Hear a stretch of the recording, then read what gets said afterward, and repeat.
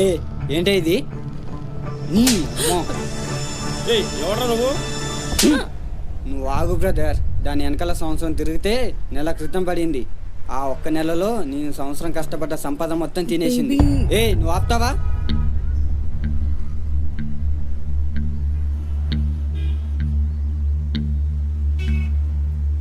భయ్యా, నల్ల కళ్ళద్దాలు పెట్టుకుని తిరగడం కాదు, కళ్ళలో కారం కొట్టి వాళ్ళు ఎవరో తెలుసుకో. ఇది ఆ రకమే. అమ్మో, ఏదో పెద్ద తిమ్మింగళంలా ఉంది. ఛీ! ప్రేమ పేరుతో మనసులతో వ్యాపారం చేసే ఈమె వేశ్య, బంధాలు బతికించుకోవడం కోసం మనసు చంపుకొని శరీరంతో వ్యాపారం చేసే ఈమె వేశ్య అనే పెద్ద డౌట్ వచ్చింది మన శివకి. డౌట్ ఏమీ లేదు, వీడికి క్లారిటీ వచ్చింది వేశ్య ఎవరని.